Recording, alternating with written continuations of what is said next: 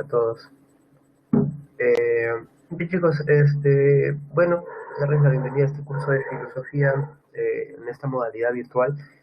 Eh, la verdad que yo creo que el curso de filosofía bien puede adaptarse a esta modalidad y no creo que vayamos a sufrir mayores problemas. Pero igual termina siendo un desafío porque además este semestre, por si alguien ha estado en semestres anteriores, eh, tiene una pequeña variante en cuanto al sílabo, ¿no? O sea, en cuanto a los temas que vamos a ver en el curso. Entonces, un poco que la idea sería que tratemos de pasar este nuevo desafío con bastante solvencia, poniendo obviamente con mi participación pero, y, mi, y, mi, y mi cuidado, pero también con la participación de ustedes, ¿no? Que es importante. Bien, les doy algunas indicaciones. Recordemos que yo les voy a explicar lo que corresponde a cada semana y la idea sería que ustedes usen la otra plataforma, la plataforma de multichat, en caso de que algo los haya confundido demasiado. Y si acá tenemos el chat público, también lo vamos a usar. Y sería pues lo ideal que ustedes también me hagan llegar sus preguntas por el chat público conforme va avanzando la clase. No puedo leer el chat público a cada rato, pero lo leeré pues cada 15 minutos, cada 10 minutos, a según qué tan pesada sea la clase también, ¿no? Hay temas que son a veces un poquito más pesados. Y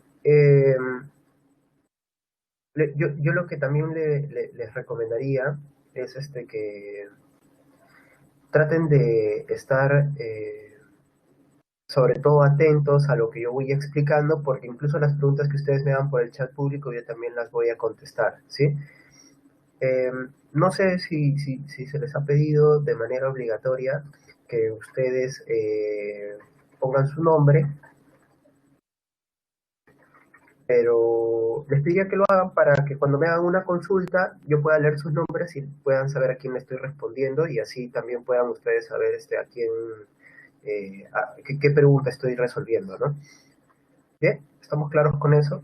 En verdad, trataré de dejar la menor cantidad de dudas o preguntas abiertas, pero de todas maneras recuerden que tienen la plataforma de multichat para que ustedes puedan hacer sus consultas y también me pueden hacer llegar sus consultas. Bien, eh, el día de hoy tenemos una pequeña clase introductoria y, y vamos a usar esta clase pues también para que ustedes vayan viendo cómo lo vamos a manejar. Y de hecho esta primera clase nos enfocaremos en un objetivo que es tratar de entender qué es la reflexión filosófica. Bien, tratar de captar qué es lo que diferencia a la filosofía de otras maneras de tratar de obtener conocimiento de la realidad. Hay quienes consideran, por ejemplo, que la filosofía no es un tipo de conocimiento, ¿no? Y es válido, sino que solamente es un tipo de actividad, digamos. Así que, a ver, para entender un poco mejor qué es la filosofía y esto de la reflexión filosófica, eh, quizás lo más pertinente sea empezar por tratar de entender, perdón, déjame recomendar la cámara,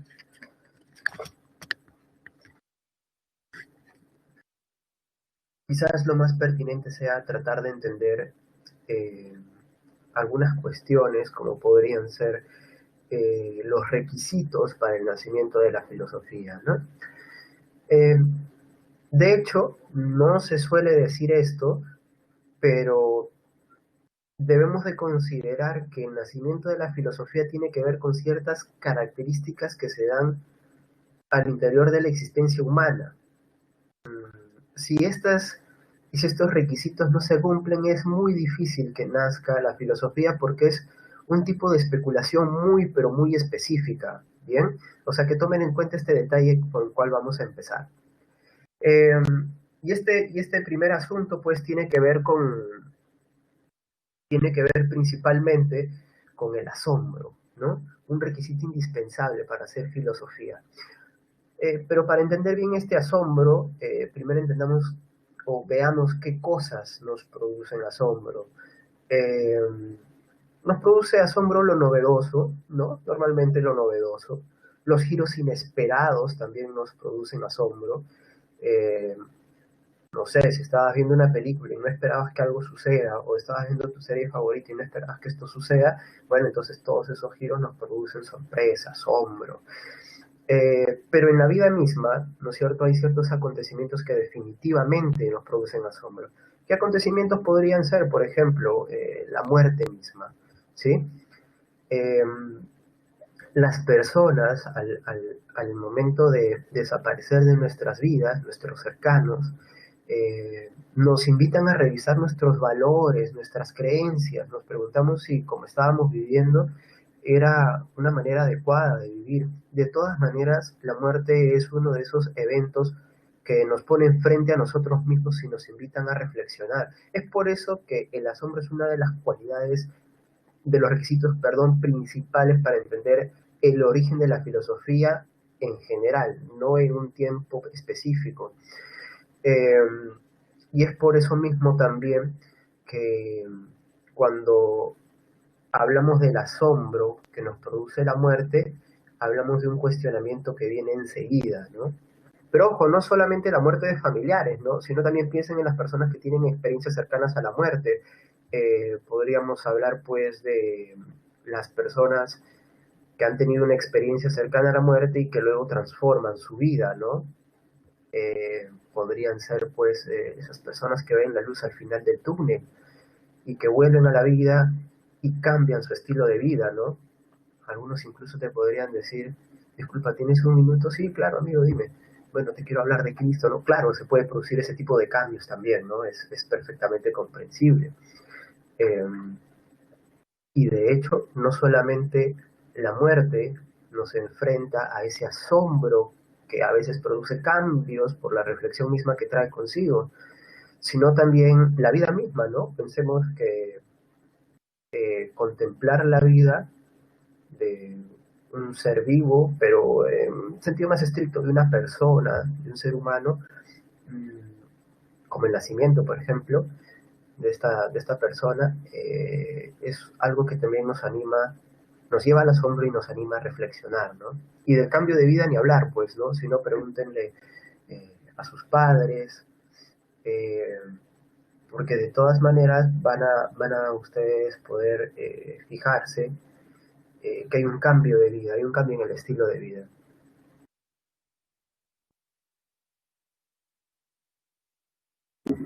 Esto hace que, de todas maneras, el asombro sea un requisito indispensable. Ahora, ¿cuál es el otro requisito que es indispensable? Ese requisito ya lo encontramos en el mismo término filosofía, ¿no? Y entonces, valga acá la pena revisar la etimología eh, ofrecida por la primera persona que usó el término filósofos, que fue nuestro amigo Pitágoras, ¿no es cierto? Matemático y filósofo. Pitágoras, pues, usa este término tal y como ustedes lo van a ver en su separata, que creo que ya se pueden descargar en su Classroom. Eh, Usó este término para referirse no a las personas que saben algo, no a los sabios, a los que conocen una materia, sino a las personas que desean seguir generando conocimiento.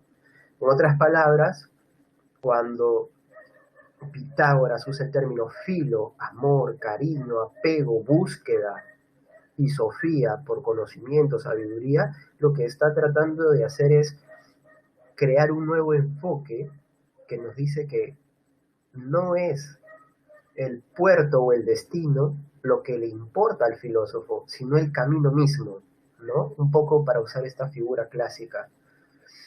Eh, entonces el filósofo es alguien que ama la búsqueda de conocimiento, pero ojo que si es la búsqueda y no el conocimiento, entonces no va a tener fin, pues va a ser incesante.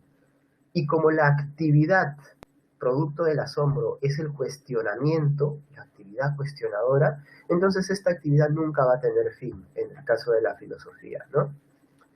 Eh, de hecho, como ustedes se van a dar cuenta, eh, este afán, ¿no es cierto?, por conocer que no tiene fin, se puede revelar junto con el requisito del asombro en una figura que siempre mencionan eh, varios filósofos y divulgadores de filosofía, ¿no? Que es la figura del niño, ¿no? Un niño, desde sus inicios, tiene una capacidad para asombrarse con mucha facilidad, ¿no? Eh, el niño ve algo y siempre pregunta, se asombra. Eh, Así, por ejemplo, si tú tienes hermanitos, sobrinitos, primitos, lo que sea, vas a poder comprobar esta capacidad que ellos tienen para asombrarse, ¿no? O de repente hijos también, ¿no? No hay que discriminar. Eh, claro, por ejemplo, pasa un gato, ¿no es cierto? Tú estás con este niño, esta niña, ¿no es cierto? Pasa un gato y detrás viene un perro persiguiéndolo y han visto cómo es ese corteo que es un poco violento, brusco, lo asusta al niño y te dice, pero ¿por qué lo persigue el perro al gato, no? Y,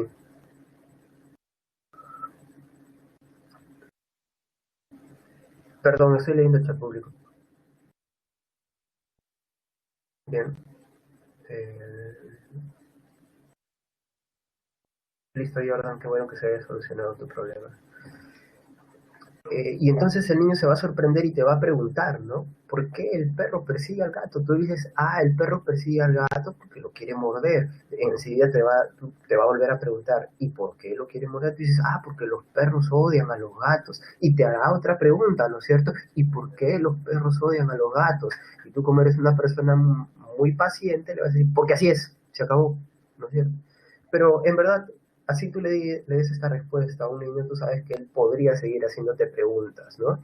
Entonces, mira, si te das cuenta, están las dos cualidades ahí.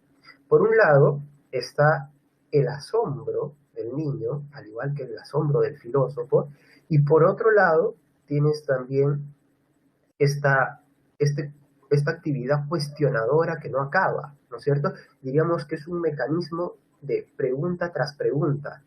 Frente a toda respuesta, una nueva pregunta. Un poco que esto es lo que hace la filosofía, ¿no?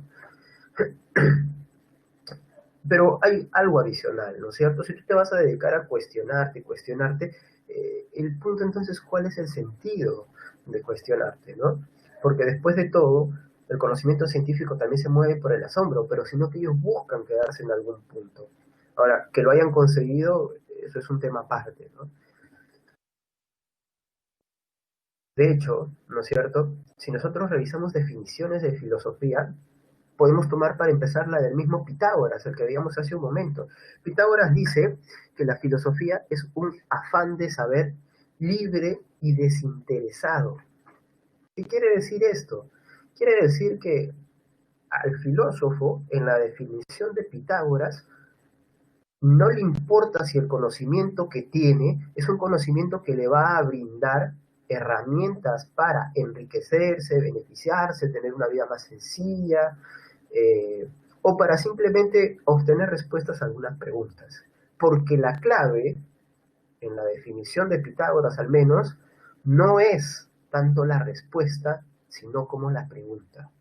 Ahí podemos ver afán de saber libre y desinteresado, sin ataduras a ciertas perspectivas, pero también con el desinterés típico, ¿no es cierto?, del conocimiento puro. Eh, Esto hace, ¿no es cierto?, de la filosofía un tipo de conocimiento muy especial, definitivamente. La definición de Aristóteles es una definición ya un poquito diferente, ¿no? Aristóteles nos dirá que la filosofía es la ciencia teórica que estudia los primeros principios y las primeras causas. De hecho, su maestro, Platón, había dado una definición similar de la filosofía y nos había dicho que es la ciencia de la razón de las cosas. ¿Qué quería decir esto? Quiere decir que tanto Platón como Aristóteles están pensando en una ciencia o en un tipo de conocimiento, ¿sí? Recordemos que no es la ciencia que tenemos hoy en día, no está entendiendo lo mismo Aristóteles, un tipo de conocimiento que se genera después de una actividad contemplativa. ¿Qué quiere decir contemplar? Quiere decir que tú te sientas a observar y meditar respecto de algo. Eh, punto aparte, ¿no? Punto aparte de lo que se pueda pensar de si eso no es una buena definición de filosofía, nos podemos quedar con el hecho de que Aristóteles está reconociendo dos cosas para la filosofía. Primero, la actividad especulativa, pensar, cuestionarse, pero también el hecho de tratar de ir al fondo del problema. Cuando el niño hace una pregunta tras otra, nosotros le vamos dando cada vez respuestas que nos van llevando a un problema más general y mayor. Eso es buscar la profundidad en la filosofía, ¿sí? Luego vamos a ver que eso tiene un término que es el término radicalidad. ¿Qué significa ser radical en filosofía? Eh, entonces, el niño, para seguir con nuestra figura, trata de buscar de alguna manera los primeros principios, pero sin saberlo, ¿no? Ahora, yo les hago una pequeña pregunta acá, y la pregunta sería, ¿ustedes qué consideran que es lo que hace que se pierda el asombro? ¿Qué es lo que podría hacer que se pierda el asombro que tenemos de niños? ¿Qué es lo que hace que luego nosotros dejemos de asombrarnos frente a ciertas cosas, ¿no? A ver, prefiero en chat público si quieren contestar, claro.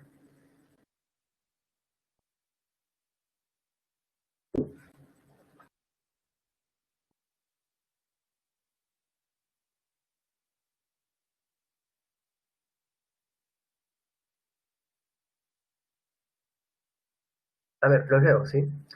A ver, por ahí Félix me dice el conocimiento, Rey me dice cuando ya lo conocemos, Giancarlo ver todo muy concreto, y Jordan el recuerdo, ya sabemos qué es, que te digan, ya deberías saberlo, estás grande.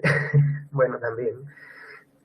La insensibilidad hacia ciertas cosas causada por experiencias pasadas, sí, sí, buena respuesta, Valerio. Que es similar a la de Lisbeth, la experiencia vivida, la ignorancia. Es una respuesta interesante. Hay varias maneras de plantear ahí la ignorancia. Y bueno, es que se da algo claro cuando te lo cuentan, me dice Gala. Eh, tiene que ver con eso, tiene que ver con eso, tiene que ver con una pequeña paradoja vital, ¿no? Cuando somos niños, nosotros no tenemos nuestra capacidad racional lo suficientemente desarrollada como para cuestionar las respuestas que se nos van dando. Y cuando ya estamos mayores, cuando ya tenemos la capacidad racional, ya obtuvimos las respuestas, ya las dimos por sentado. Entonces, el empezar a revisar esas respuestas que se nos han dado desde pequeños en un sistema cultural, en una sociedad, en nuestra familia, en las diversas instituciones que nos rodean, eso ya es hacer actividad filosófica, ¿no? El cuestionamiento, precisamente. Y es como ustedes bien lo señalan, lo vivido, la experiencia, sí, pero todo eso sumado a qué cosa? Al hecho de no haber tenido la razón para apoyarnos y cuestionar ese conocimiento que se nos fue dando.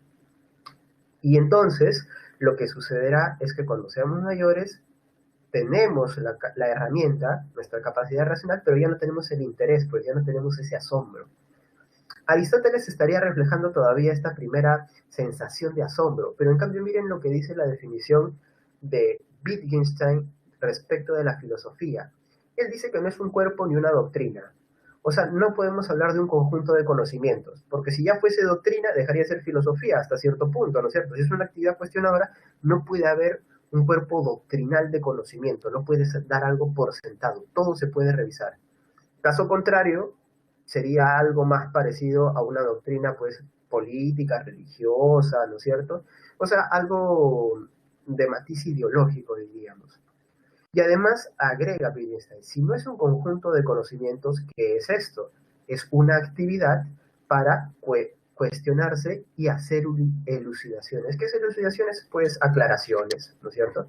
Hacer una aclaración respecto de cualquier tipo de idea que se tenga. Perdón. Eh, de alguna manera, ¿no es cierto? Lo que nos está diciendo Wittgenstein es algo que tiene que ver con el periodo que él vive. Ya no estamos frente a, ¿cómo podríamos decirlo? a una etapa de asombro en la historia de la filosofía. Ya han pasado varias cosas en el mundo de la filosofía. ¿Qué ha pasado? Por ejemplo, muchos sistemas filosóficos, muchas propuestas filosóficas. Y es más, hay derivados de esas propuestas y de esos sistemas filosóficos, muchas críticas también, ¿no es cierto? Es una historia ya más conflictiva. Entonces Wittgenstein dice, hay tantos problemas en la filosofía, ¿de verdad son problemas? Bueno, Wittgenstein lo que va a decir es, lo que sucede es que no han sido problemas, pero nosotros los hemos vuelto problemas. ¿Por qué? Porque ha habido una pequeña confusión en el lenguaje. Por ejemplo, Wittgenstein analiza un problema. El problema del alma es un problema. Wittgenstein dirá, el lenguaje se usa para retratar la realidad. Si se usa para retratar la realidad, entonces, ¿dónde está el concepto de alma en la realidad? No existe. Nosotros lo hemos creado. Es producto de nuestra imaginación. Entonces, ¿qué es lo que estamos haciendo? Problematizando, al problematizar el problema del alma, problematizando algo que es producto de nuestra imaginación. Para Wittgenstein, para decirlo de una manera un poco más tosca, sería como problematizar la existencia de un unicornio, por ejemplo, o del Pegaso, o de la quimera, pero si no existen, ¿por qué lo problematizas? Entonces, ¿qué es la filosofía para Wittgenstein? Mira, ya no es tanto asombrarse y buscar los primeros principios, sino revisar lo que se ha dicho y a partir de eso tratar de esclarecer qué es lo que se ha dicho bien y qué es lo que se ha dicho mal en tanto problemas filosóficos, ¿ah? No en tanto respuestas, sino lo que se ha dicho bien o lo que se ha dicho mal en tanto pregunta. Entonces, esta definición de Wittgenstein es pues bastante llamativa, ¿no? Eh, de hecho, el ser humano también puede considerarse desde sus momentos filosóficos, ¿no? Desde la etapa de su vida que está viviendo y las características que tiene en su personalidad, puede considerarse más o menos filosófico, ¿no? Ahora, de acuerdo a qué definición de filosofía, eso ya es otra cosa. Eh, Existe también una definición muy interesante, y se las leo así brevemente, ¿no? Según Gracián Baltasar, este filósofo existencialista dice que la filosofía es meditación sobre la muerte. Porque la muerte es ese único conocimiento seguro que todos los seres humanos tenemos. Entonces, ¿qué es la filosofía? Pues reflexionar de todos los problemas que surgen de nuestra mortalidad, podríamos decirlo, ¿no? Y de hecho, vamos a ver que Sócrates decía, ¿no es cierto?, en la Atenas clásica, que la filosofía no es más que una preparación para la muerte, ¿no? Porque te ayuda a afrontar ese paso tan difícil de asumir, ¿no? Y que todos vamos a dar de alguna manera, salvo los millonarios que viven en Silicon Valley que ya están comprando su inmortalidad, ¿no? Si fuésemos inmortales, ¿se agotaría el motor de la filosofía? Eso es una pregunta interesante también, ¿no? A ver, los leo.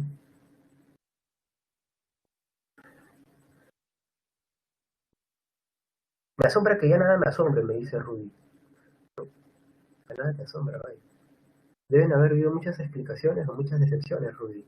A ver, Giancarlo me dice, el mundo está hecho de proposiciones y de pseudoproposiciones. Excelente. Esa es una distinción que hace Wittgenstein, ¿no? Proposiciones son las que dicen algo de la realidad y las pseudoproposiciones las que no nos dicen algo de la realidad, quizás un invento de nuestra imaginación, ¿no? Elucidaciones galas son aclaraciones, ¿sí? Son aclaraciones, esclarecimientos sobre algo que se considera un problema.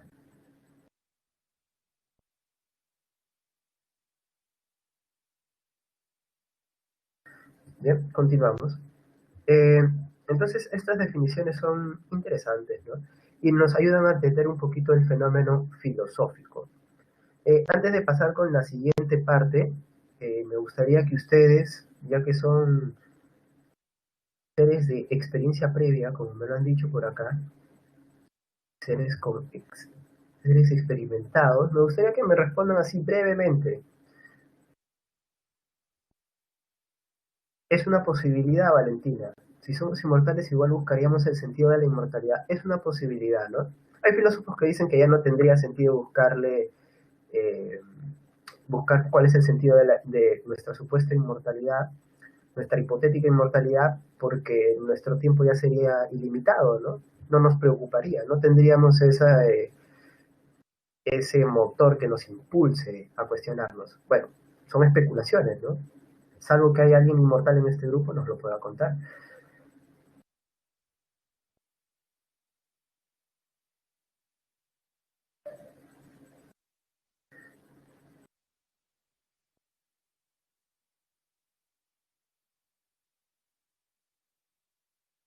Ya no habría necesidad de reproducirse, sí. Puede ser, ¿no? Puede ser. Es especulativo, podría ser. O de repente reproducirse de una manera muy específica, ¿no? Mm. ¿A qué llamamos inmortalidad? ¿La piedra filosofal te vuelve inmortal? Hay una conexión más entre filosofía y inmortalidad, al parecer, ¿no? No he visto ninguna película de Harry Potter, lo siento. Bien, entonces, antes de ver lo siguiente, yo les pediría eh, que por favor traten de responder a la siguiente encuesta. Es así breve nada más, ¿ah? Es sí o no. Solamente tendrían que decirme si en algún punto de su vida ustedes ya han tenido la experiencia de llevar el curso de filosofía, sea aunque sea unas cuantas clases en el colegio, aunque a veces algunos colegios lo ponen dentro de otro curso. Ahora les hago la encuesta, a ver, para que puedan responderme de manera más cómoda. ¿Listo? Entonces, genial, genial. Veo que varios ya. Ahí está, un capo. 3 anuales y 2 semestrales. Muy bien. Justo hablábamos de la experiencia previa, ¿no? Ya está.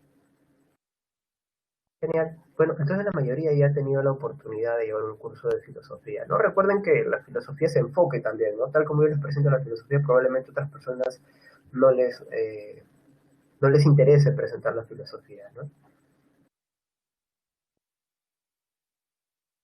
Ahí está, la mayoría ya llevó su...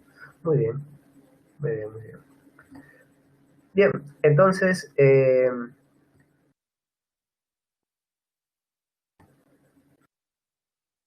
ya vamos a pasar pues a entender, voy a centrarme con menos detalle en estos aspectos para poder avanzar un poquito más, que tiene que ver con las cuestiones más materiales del origen de la filosofía. Bien, el origen circunstancial de la filosofía, yo ya se los he explicado, ¿no es cierto? Que tiene que ver esto con el asombro, la relación con la muerte, el cuestionamiento post-asombro, ¿no es cierto? Eh, pero también tiene un origen material, diríamos, histórico, la filosofía, que tiene que ver principalmente con el siglo VI antes de Cristo en Grecia, ¿no es cierto? Voy a poner el mapa de una manera un poquito más clara, es el mismo mapa, sí, solo que va a estar un poquito más nítido. Eh, y tiene que ver, ¿sí? Tiene que ver con algunas circunstancias y factores que se dieron en esta zona para que pueda producirse lo que nosotros llamamos la reflexión filosófica. Bueno, hay 4 puntos que tenemos que revisar. Lo vamos a revisar bien, de una manera bien sencilla. Lo primero es entender que para que haya nacido la filosofía se tuvo que dar una condición indispensable. Ustedes lo van a ver ahora. Miren dónde estoy poniendo en este momento esta pequeña línea roja, ¿sí? Esas ciudades que están al lado izquierdo de la línea roja son ciudades claves para el nacimiento de la filosofía. ¿Por qué? Porque están en contacto con el Asia Menor. Esta parte de acá, hacia donde está yendo la flechita, es el Asia Menor. En esta época pues encontraríamos el imperio persa por acá, pero también encontraríamos pues lo que era parte del imperio persa y lo que no, como por ejemplo podría ser la India, lo que llamamos la India hoy en día.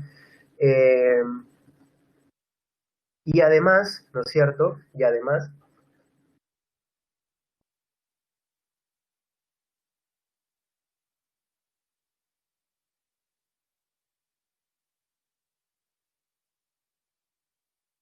ya, perdón, se me congeló un poquito la pantalla.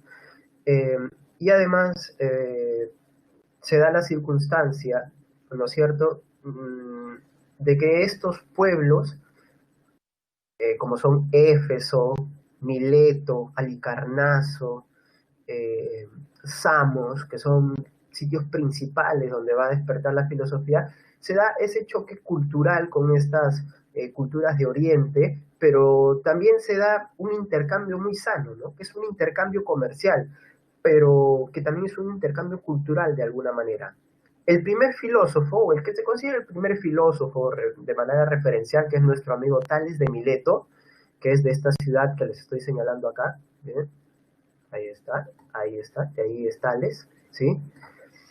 Eh, Él, por ejemplo, va a hacer un recorrido, va a ir a Egipto, luego va a regresar un momento por algunas ciudades de Oriente y luego va a volver a Mileto con cierto conocimiento ya de los astros, del movimiento de los cuerpos celestes, tiene conocimientos geográficos, matemáticos, algunos lo consideran el primero de muchas ciencias, ¿no? Y muchas áreas del saber en general. Eh, y lo mismo pasa con Pitágoras, que por ejemplo se dice que habría hecho un viaje por la parte más mística de la India y que por eso formó la escuela de los pitagóricos, que es una escuela casi mística, si se podría decir, ¿no? Que es una escuela tan filosófica como a veces se piensa. Y entonces este intercambio, ¿sí?, de esta zona hace que estas ciudades sean precisamente las que van a ser la cuna de la filosofía. Diríamos que este es el aspecto geográfico que permite el nacimiento de la filosofía. Pero hay otro detalle, que es el aspecto religioso. Sí, como mencionaban en el chat público, hay una especie de choque de religiones, sí, de alguna manera, ¿no es cierto? De alguna manera. Eh,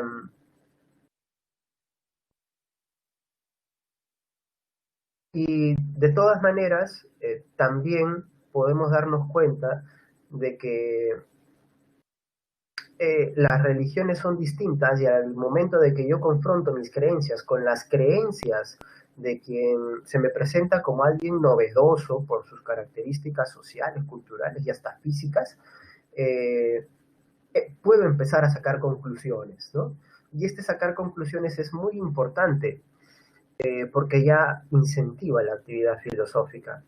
Pero el aspecto religioso va por otro lado, porque las ciudades o las polis griegas tienen, todas tienen un panteón similar de dioses. Y ojo que digo similar, pero no digo idéntico.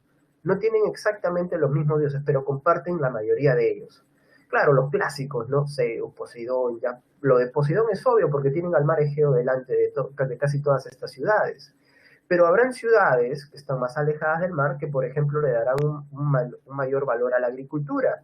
Entonces, ¿a quién adorarán ahí? Pues a Deméter, el mito de Perséfone, el mito de Hades va a ser más importante probablemente ahí. Y por tanto, vamos a ver que hay una especie de flujo histórico que va creando a los dioses, ¿sí? Se suceden uno tras otro. Eh, Esto hace que, por ejemplo, si un viajante está pasando por Abdera y ve que acá se adora a Hermes y en su ciudad no se adora a Hermes, pues en algún momento él va a llevar esa influencia a su ciudad, pues, ¿no? Es algo, así podríamos decir, imaginarnos que funcionó de alguna manera para que en algunas épocas hayan tenido dioses y en otras no. Entonces no es una religión del libro, este politeísmo griego, porque su panteón es muy flexible. Y si es flexible, eso quiere decir que no habrá una persecución en caso de que tú quieras, pues, plantear cuestionamientos a tu religión, ¿no? Claro, no es bien visto tampoco, pero tampoco te persiguen y puedes pensar de una manera un tanto más libre. Recordemos lo que decía Pitágoras, filosofía, afán de saber libre y desinteresado, ¿no? Y bueno, tenemos el factor geográfico, tenemos el factor religioso, y ahora habría que considerar dos factores más que van de la mano, ¿no? El político y también el factor económico. El factor político nos dice, bueno, acá se presenta como cierta inestabilidad política, y eso es porque hacia el siglo VII, o sea, caminando ya hacia el siglo VI, las aristocracias que hay en las distintas polis o ciudades-estado de Grecia empiezan a desdibujarse, no se desmoronan, no se caen de un momento para otro, pero la participación del ciudadano o de los menos ricos o de los que no son tan buenos en estrategia militar, se empieza a volver más importante. Entonces, el ciudadano, para poder participar en el ágora, en el espacio público, ¿qué es lo que tiene que hacer? Saber hablar, pues. Tiene que saber hablar. Si no sabes comunicarte, ¿cómo vas a poder expresar tus ideas? De ahí que se vuelve importante la retórica y otros asuntos, ¿no? Otras ramas del estudio, otras ramas de estudio.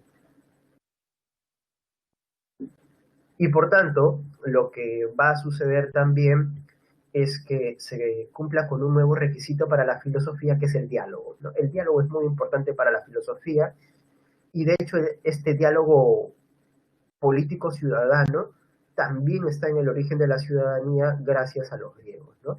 Ya que en ellos nació la filosofía, ¿no? Eh, y por otro lado, ¿no es cierto?, está el factor socioeconómico, que tiene que ver justo con este cambio político, ¿no? ¿Por qué existe una aristocracia? Pues por la mayor participación en la guerra y la mayor cantidad de esclavos que podían tener. Entonces, por eso se dice acá que la existencia de esclavos permitió que hombres tuvieran tiempo libre para filosofar. Claro, ¿quién podría dedicarse a pensar en abstracto cuando no tiene algo que comer, ¿no? Entonces ahí siempre han habido caminos para los filósofos. O el filósofo buscaba un mecenas, se volvía una especie de parásito, o tenía sus esclavos como en esa época, o por otro lado, sacrificaba su vida material y económica, y ahí tienes a los filósofos que pasaban penurias, hambres, ¿no es cierto?, hambre y demás, ¿no? Y otro tipo de males también, ¿no? Dicho sea de paso. Eh, entonces, esos requisitos que tiene el filósofo para poder hacer filosofía también se grafican en estos factores que permiten que nazca la filosofía. Y ahora pasaremos pues rápidamente a otro asunto. A ver, los leo rápidamente, ¿sí? A ver, dice, había tiempo para pensar porque había esclavos, efectivamente, Harold. Más por la aristocracia, lo que dice Valentina es, efectivamente, muchos historiadores de la filosofía como Guthrie consideran que es importante, o uno de los factores clave fue la aristocracia, ¿no? Porque incluso han hecho una revisión y han visto que muchos de los primeros filósofos, Tales, Heráclito y demás, fueron beneficiados por una aristocracia, ¿no? Muy bien, el periodo cosmológico. Es que también había religiones que idealizaban a los dioses como perfectos, pero los dioses griegos son imperfectos. Es un detalle interesante, ¿no? Es un detalle interesante.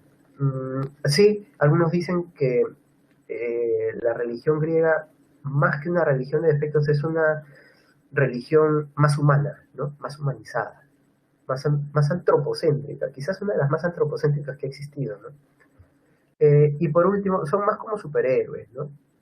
Y por último, Giancarlo me dice, ¿existe una ética universal? No, pero han habido intentos de hacer una ética universal, ¿no? Ya hablaremos después de Immanuel Kant y su intento de hacer una ética para todos los seres racionales finitos. Bueno, ahora, la actitud filosófica tiene que tener algunos requisitos. ¿Cuáles son esos requisitos de la actitud filosófica? Bueno, para que una persona se pueda considerar que está haciendo una reflexión filosófica, tiene que cumplir con unos requerimientos muy básicos, ¿no? Por ejemplo, ahora vamos a usar un colorcito distinto acá, el hecho de que tiene que ser crítica, ¿no? La filosofía tiene que ser crítica, obviamente. ¿Por qué, profesor? Porque la filosofía no se puede comprometer con una idea. De hecho, si la filosofía se comprometiese con una idea, dejaría de ser filosofía y pasaría a ser, pues, alguna especie de dogma ideológico. Y esto hace, ¿no es cierto?, que ante una respuesta surge una nueva crítica, otra vez una respuesta, otra vez una crítica, otra vez una respuesta, una crítica, nos lleve a la segunda característica de la actitud filosófica, que tiene que ver con ¿qué? Con el hecho de que sea problemática. ¿Qué significa que sea problemática? Que no es satisfactoria, pues. ¿En qué sentido no es satisfactoria? Que la filosofía no te va a dar respuestas, la filosofía te va a dar problemas. Es por eso que no se dice cuál es el tema que vamos a ver el día de hoy en filosofía. De manera más precisa debería decirse que cuál es el problema que vamos a ver el día de hoy en filosofía, ¿no? Por eso es problemática. Y este factor histórico de la filosofía cambiando de manera constante es importante a considerar, ¿no? Porque si la filosofía ha tenido un montón de problemas que enfrentar, es precisamente por su capacidad crítica que nos lleva a la cuestión problemática de la actitud filosófica. Y obviamente ese cuestionamiento no será pues filosófico si se queda en la superficie. En el ejemplo del niño, si al niño tú le dices que el perro persigue al gato porque lo odia, y el niño dice, ah, ya está bien, y se queda callado, entonces no hay actitud filosófica, y pues no sirve mi ejemplo. Más bien tendría que seguir haciendo preguntas. ¿Hasta dónde? Hasta que la respuesta llegue a un punto tan general que podemos decir que esa es la raíz del problema. En el caso del perro y el gato, ¿cuál sería? ¿Por qué existe la violencia? ¿Por qué existe la agresión en el mundo animal? ¿Acaso el cosmos, el universo, tiene una especie de mecanismo de violencia para poder alcanzar algunos objetivos o finalidades? Profe, eso ya es una reflexión más profunda. Excelente. La profundidad que les mencionaba al inicio de la clase, eso está acá, en la radicalidad. Hay que buscar los fundamentos, dónde empieza algo, ¿sí? Los principios, decía Aristóteles, pues, ciencia de las primeras causas y los primeros principios. Y obviamente tampoco será filosofía si al momento de tratar de dar respuestas a los problemas y las preguntas que se han planteado, pues no use la lógica racional para tratar de resolver esas preguntas que se han planteado, ¿no es cierto? Por eso acá en nuestro esquema se nos pone como un planteamiento de argumentos. Claro, si lo hacemos de una manera desordenada, por ejemplo, una persona me dice, profesor, yo cuestiono la idea de Dios, ¿no es cierto? Me parece que la idea de Dios ha sido una invención hecha por ciertos grupos de poder para tal cosa. Entonces, te viste todos los documentales conspiracionistas.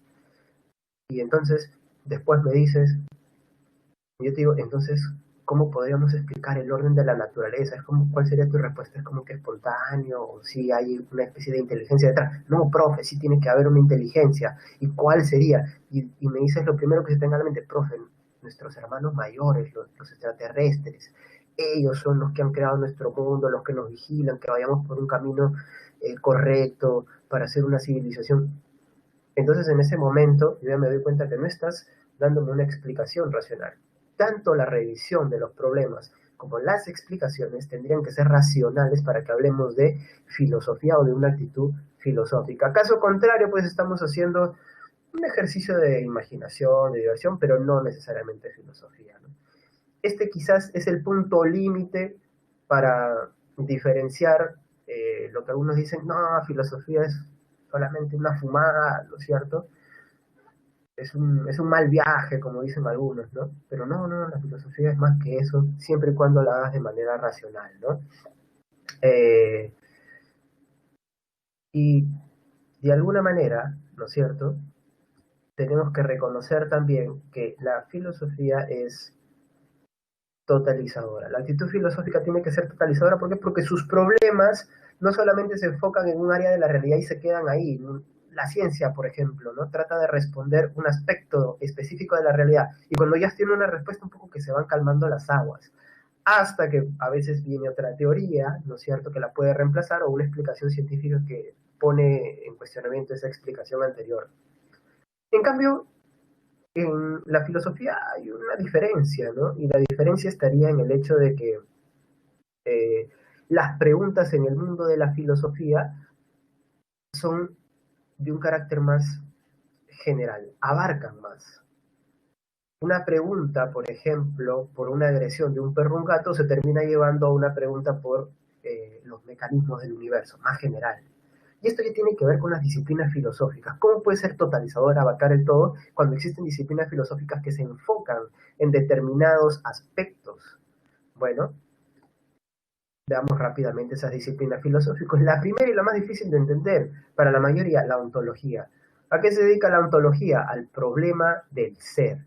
Profe, ¿a qué se refiere con el problema del ser? Bueno, simple y sencillo, al problema de la realidad, ¿sí? Toda la realidad. Pregunta clave para entender la ontología. ¿Por qué existen las cosas?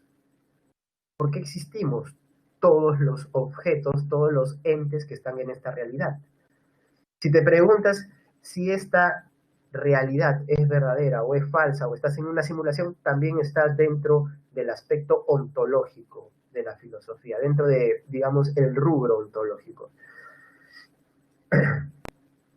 Y claro, la ontología se podría considerar como que la disciplina filosófica más general hasta cierto punto, ¿no? La antropología filosófica ya se dedica no al ser en general, sino al ser humano en específico, ¿no? ¿De dónde venimos? ¿Cuál es nuestra naturaleza? ¿Existe una naturaleza humana o es que el ser humano es cambiante y por tanto no existe una naturaleza humana? Eh, ¿Cuándo el ser humano es auténtico? Ahí está, esas son preguntas de antropología filosófica. A ver, leo rápidamente el chat. ¿Cree en Dios? Bueno, esa es una pregunta que ustedes mismos se responderán conforme pasen las clases. Eh, la siempre elabora conocimientos verdaderos. Eso nos lleva, por ejemplo, a una de las disciplinas, que es la disciplina llamada la epistemología. Aprovecho para explicarlo, ¿sí? Eh, la pregunta por si los conocimientos científicos son verdaderos es una pregunta bastante interesante, ¿no? Finalmente, la ciencia ha obtenido conocimientos verdaderos, pero profe, si lo que antes se creía verdad hoy en día ha sido reemplazado. Antes la gente decía, no, lo verdadero y lo mejor en lo que tú puedes confiar es la teoría de la relatividad. Pero hoy en día ya existen teorías más avanzadas que se derivaron desde esa época, que tienen que ver con la teoría cuántica, ¿no es cierto? La teoría de las cuerdas, eh, y claro, y demás, ¿no? Entonces, claro, lean lo que dice Giancarlo en el chat público. Una ciencia que no se puede refutar no es una ciencia. Bajo esta premisa popperiana, ¿no? Porque la dijo Karl Popper, entonces si yo no puedo refutar una teoría científica, eso quiere decir que una ciencia pasa a ser un dogma, entonces la ciencia es refutable. Y si es refutable, quiere decir que en algún momento van a caer las ideas científicas, lo que se consideran verdades, ¿no? Esos problemas los estudia la epistemología, ¿no es cierto? Por ejemplo, la nociología, en cambio, se encarga de problemas del conocimiento generales, como por ejemplo, ¿dónde está el conocimiento? ¿En el objeto o en el sujeto? Profe, no puede estar en el objeto porque el objeto cambia de manera constante. Ah, entonces está en el sujeto, pero el sujeto también cambia. Entonces, ¿dónde está el conocimiento? En ningún lado, profe. Y si está en ningún lado, entonces no existe. No, sí existe, pero ¿dónde está? Ah, profe, no, es que hay una comunidad. Ah, ya, son problemas nociológicos, ¿no es cierto? Harold me pregunta si Dios existe. Eh, Esa es una pregunta religiosa para algunos, depende a qué recurras, pero si la especulas de manera racional, filosófica, se vuelve un problema ontológico, ¿sí? Y si ya haces partiendo de la premisa de que Dios existe, ya es un problema teológico, ¿sí? Tengamos cuidado con ese detalle. La axiología, la ética y la estética, voy a continuar explicando, ¿sí? Eh, La axiología, la ética y la estética son disciplinas que ya se encargan de valores, ¿sí? Diríamos que la axiología es algo así como la madre de la ética y de la estética, ¿sí? Pero vamos a ver que los problemas de la ética y la estética son tantos que en verdad ya son pues disciplinas que a veces se conectan de alguna manera con la axiología, pero ya no tanto, ¿no? Eh, La axiología se encargará de los valores en general, por qué valoramos en tanto funcionalidad, valoramos porque algo nos parece verdadero, ¿no? Eso sería la axiología. La ética se encargaría de revisar las valoraciones morales, lo bueno, lo justo, la libertad, ¿no? La estética, las valoraciones efectivamente relacionadas con la belleza, cuando algo es bonito, cuando algo es feo, profe, soy bonito, soy feo, ¿no es cierto? ¿De qué depende? ¿Por qué ella no me hace caso? Bueno, esos son asuntos relacionados de alguna manera con la estética, ¿no? De repente, claro, si la belleza es relativa, entonces no es que alguien sea feo, sino que simplemente no nació en el lugar indicado, ¿no? Esa podría ser una respuesta para también reparar nuestra autoestima de alguna manera, ¿no? Eh, claro, y la clave sería viajar nada más, ¿no? Ser turista. Y la filosofía política que se carga de los problemas relacionados con las comunidades humanas y cómo se organizan, ¿bien? Y obviamente la filosofía política va a tratar de plantearse cuál es la mejor manera de organizarnos y si se puede realizar esa manera de organizarnos, ¿no? Platón, en su libro La República, planteó la mejor manera de organizarnos. A algunos les encanta esa manera de organizarnos o de pensarla, ¿no es cierto? Y entonces podríamos decir, bueno, entonces, ¿por qué no se ha llevado a cabo? Pero es que es imposible, porque está en un plano ideal y en la realidad no va a funcionar. ¿Por qué no va a funcionar? Porque depende de la naturaleza humana. Profe, entonces ya se conectó con antropología filosófica, y ese es el caso de la filosofía, que las disciplinas filosóficas están interconectadas. Un problema de filosofía política te puede llevar a ontología, a axiología, un problema de estética a otra de la rama de los valores, pero también a nociología, antropología filosófica. Es sumamente interesante, ¿no es cierto? Y bueno, a ver, termino de leer lo que me escriben por chat público. ¿Qué es el tiempo, profe? La verdad que cuando no me lo preguntan lo sé, pero cuando me preguntan no lo sé. Eso fue lo que dijo nuestro amigo San Agustín respecto del tiempo. Eh, es complicado responder a la pregunta del tiempo, ¿no? Pero es un problema ontológico también, dicho sea de paso. Ya vamos a hablar de Heidegger, que dio una respuesta respecto del tiempo. Eh, el mundo en que vivimos es real, me dice Gala. ¿Es una afirmación, asumo, o es una pregunta? Bueno, si es una pregunta, eh, ¿han visto ustedes esta serie que se llama Rick y Morty? Bueno, hay un capítulo en Rick y Morty, ¿no es cierto? Si no lo han visto, al menos pueden leer por ahí, donde se supone, bueno, para los que no han visto lo comento brevemente, ¿no? Se supone que hay una raza alienígena que se encarga de crear simulaciones en otros planetas para aprovecharse de esta distracción y extraer todos los recursos, ¿no? Y entonces, bueno, ahí es bastante evidente que están en una simulación, ¿no? Porque todo se cumple según tus deseos y demás. Pero, ¿qué es lo que hace que nosotros no nos damos cuenta de que estamos en una simulación, ¿no? Es un problema ontológico. Ya luego hablaremos de esto, no tenemos demasiado tiempo, pero según un filósofo estadounidense, Hilary Putnam, en un experimento que él llamó los cerebros en cubeta, es imposible determinar si estamos en una simulación o en la realidad, ¿no? Es como esta paradoja china, ¿no? Me dormí, soñé que era una mariposa, ¿no? Bueno, no suena muy bien esto, pero al despertar ya no supe si soñé que era una mariposa o en este momento soy una mariposa soñando que es un hombre, ¿no? Bueno, esto es complicado también de responder. Listo, chicos, nos vamos a quedar acá. Eh, Les voy a pedir, por favor, que una vez más me colaboren con responder a una encuesta, ¿sí? Así rápidamente para que puedan ir a almorzar tranquilos. Eh, es la encuesta docente que imagino que ya han respondido antes. Recuerden que A es excelente, estupenda clase, profesor quédese, profesor voy a poner su cuadro y le voy a poner velitas. B sería bien, profe, bien, veamos si mejora la próxima clase. La C sería como, bueno, a nada. Una D sería algo así como, profe, hay mucho que mejorar, por favor, preocúpese. Y con una E ya estarías pidiendo que me cambien inmediatamente. Bien, a ver, encuesta docente rápidamente, por favor, respondan.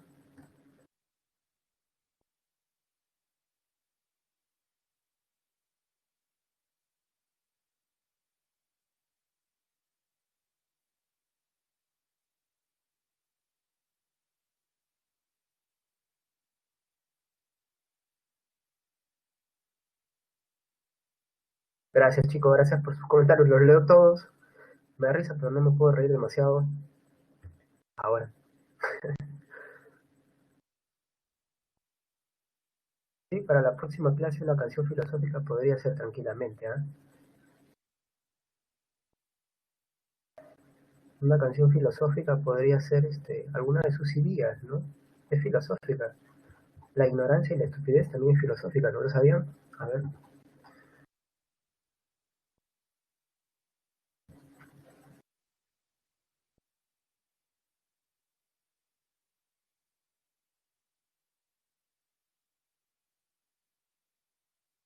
cómo bueno. Ya.